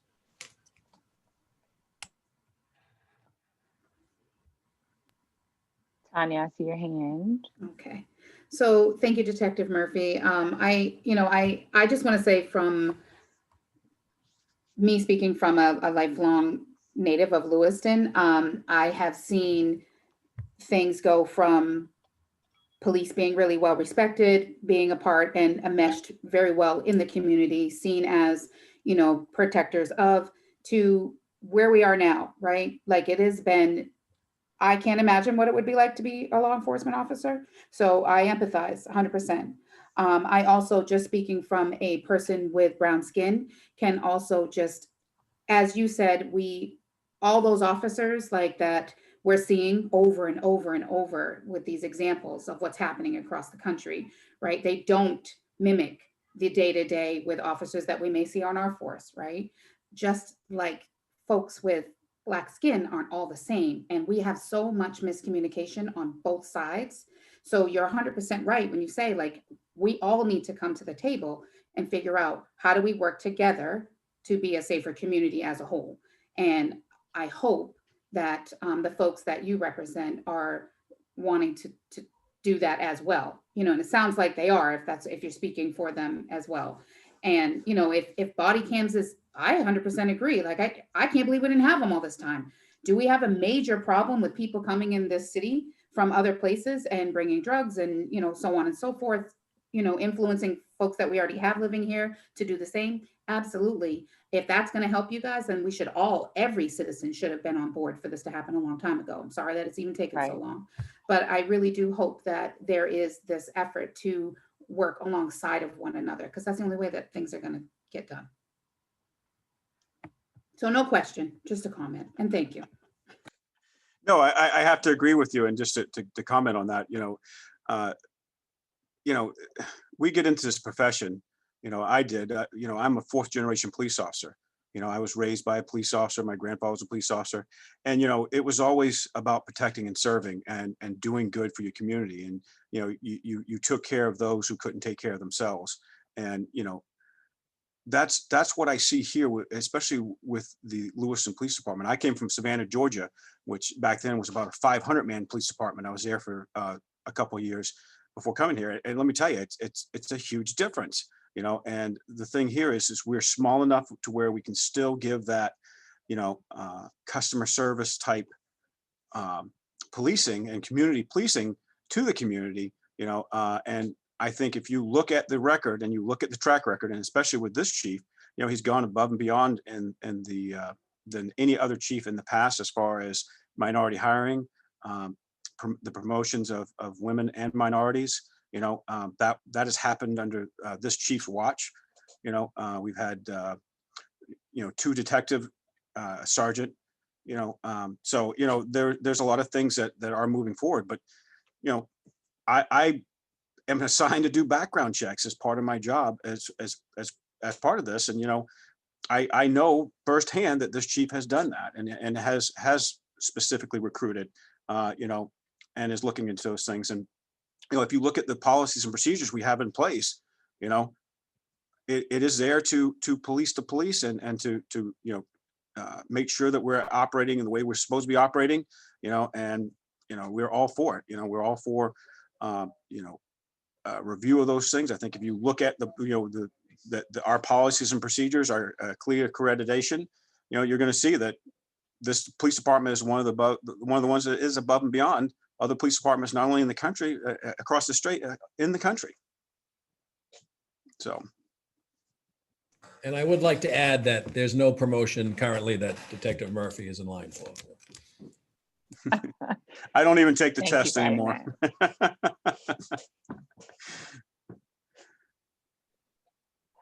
I see James's hand. Thank you, Tom. James. Question I have is a cultural climate question. How do we make, this is big, how do we make Lewiston and Lewiston Police Department be a place where people want to come? Well, you have to first, look at the contract. If you're talking about, if you break this down, if you're talking about the city of Lewiston, you have to have jobs, you have to have things that people want to come here for.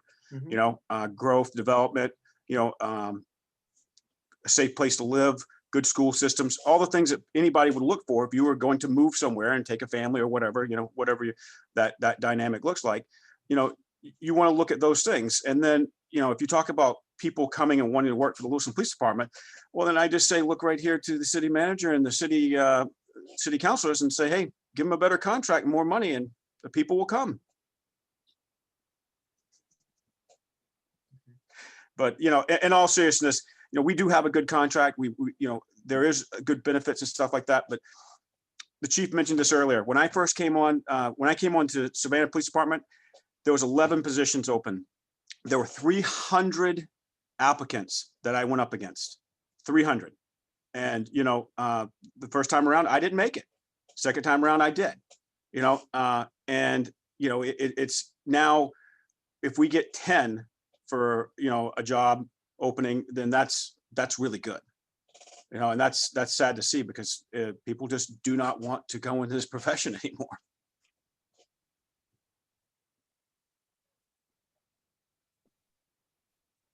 I'm looking around for others that want to engage and have comments or questions. I also want to leave room for our public comment and to talk about our next step to this too. So if we have do we have any other comments or questions for Tom at this time? Nope. So let me ask this, if we have questions for Tom from our community, I think we've got 4 attendees and 1 has their hand up. Also, I don't want to segue out and come back in if we don't have to. I'm asking for advice from my my Mark and who else? Yeah. Dale, how's that going to flow? So the public attendee, there's been a hand raised there for a while. I don't know if a new one popped up. Let me look. No. Oh, yeah. No, I think I would leave public comments towards the committee and not to Detective Murphy. Awesome. Okay, thank you. But I would like to Are thank we opening? Detective Murphy. I know this took a process to get him here, and I appreciate some of the comments he's made tonight. Same here. Thank you.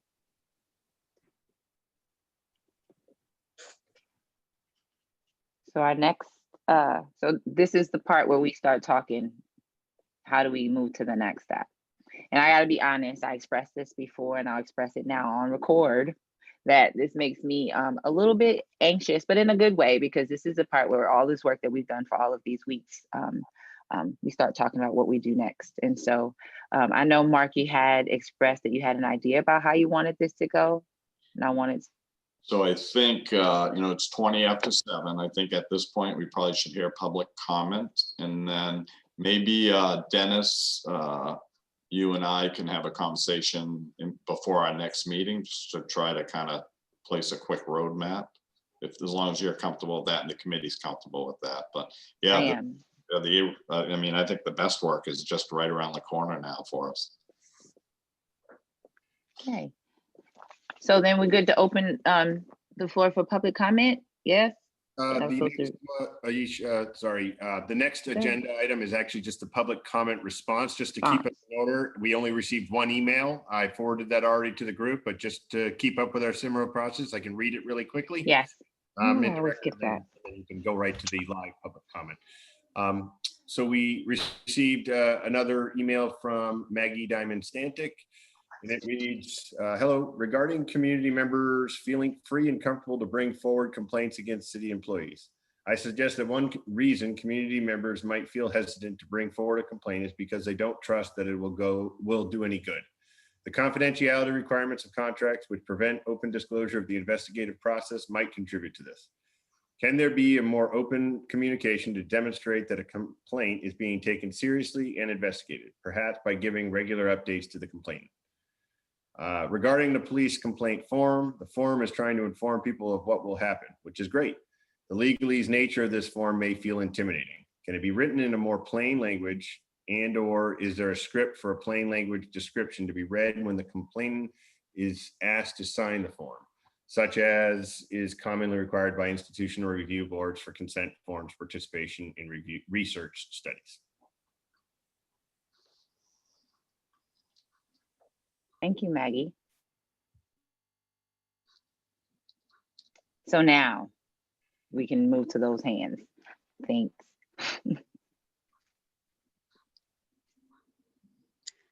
Maggie. And it's Maggie.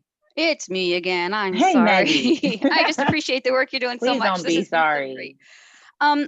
I just wanted to say that there seems to be a very strong disconnect between the intent, which is wonderful, it feels like on all sides, and the effect. And I have a small snapshot. I mean, I want to say too, like, I feel very lucky to have been able to watch all of this. The intent, I've learned a lot about the difficulty, I think, of what you as police officers face. And, you're doing so much outreach, and it seems great, but I'm afraid I have to add a but. I have a snapshot story to tell, and this story has been told before. Actually, it was my son told it at the school committee hearing about the community resource officers. And basically, and actually, I'm curious, Chief O'Malley, to hear your response to this in particular. My son is a white male, and in his DARE class, the community resource officer came in and he said, basically, so long as you're not caught on the streets that we all know are the bad streets in downtown Lewiston, you'll be okay. And my son asked, well, what if you live on one of those streets? And the officer replied, well, that's a you problem. And I want to say, I think, that the concept of a community resource officer is great. I think it could be so good. But when an officer says something like that to a classroom, even my son, as a white boy who was presumably the guy he was talking to in many ways, was horrified, and that eroded the trust that the officer is trying to build. And it's one incident among many. And I've heard many, many really positive comments about this officer in the schools. People love him. I really want to emphasize that I support that. But that comment eroded so much trust, even for my son. And I can't even imagine how it would make someone who lives on one of those streets feel, because what it does is it reinforces the notion that the police are for everyone else. The police are to protect all the white people who live outside of downtown. And if you're one of the kids who lives in downtown on one of those bad streets, the police aren't there for you. You're on your own. And in fact, you're seen as the problem. And I think that that's the reality on the ground, at least based on this instance. And so I'd like to know, I mean, Chief O'Malley, I trust you, and I'd really like to hear your response to that. And also say, what can we do to make that kind of comment, that kind of undermining of the trust not happen? Thanks a lot. Thank you.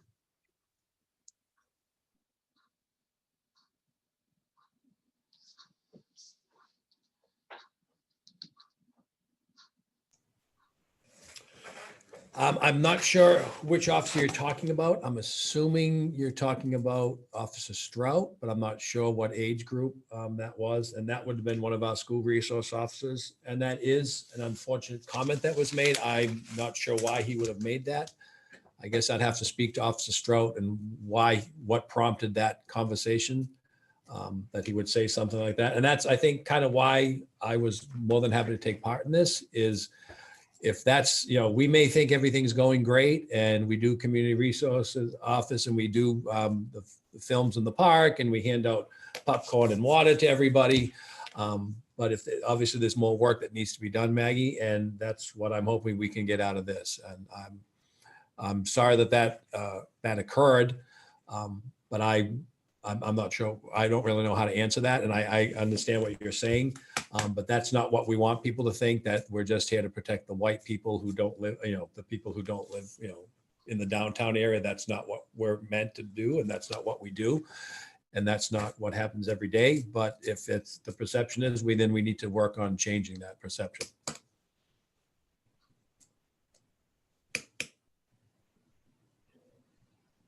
Thank you, Maggie, and thank you, Chief O'Malley.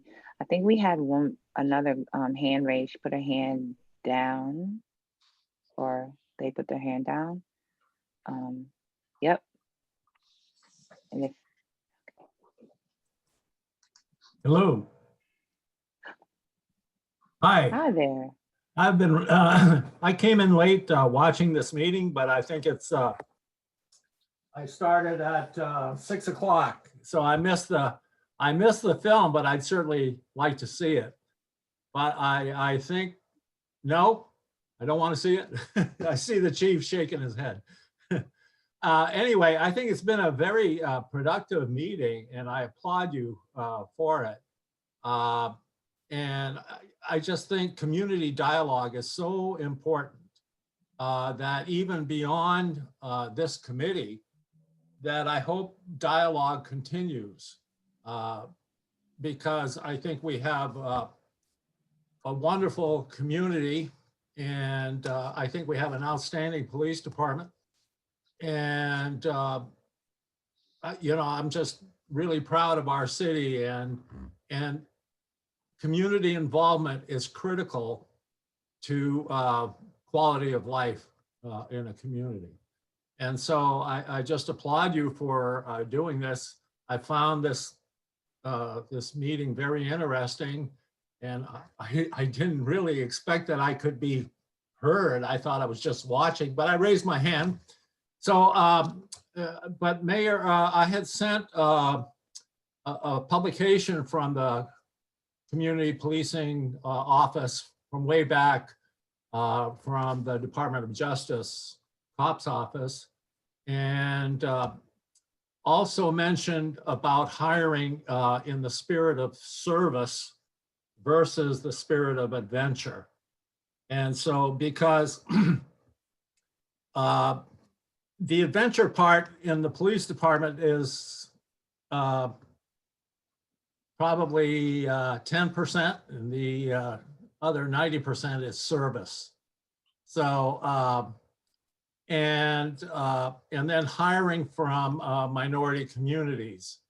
And I had mentioned in an email to the mayor about like Burlington, Vermont Police Department, going to their new Vermont, I don't know how you call them, Vermonters, community, because the community itself knows who would be good police officers.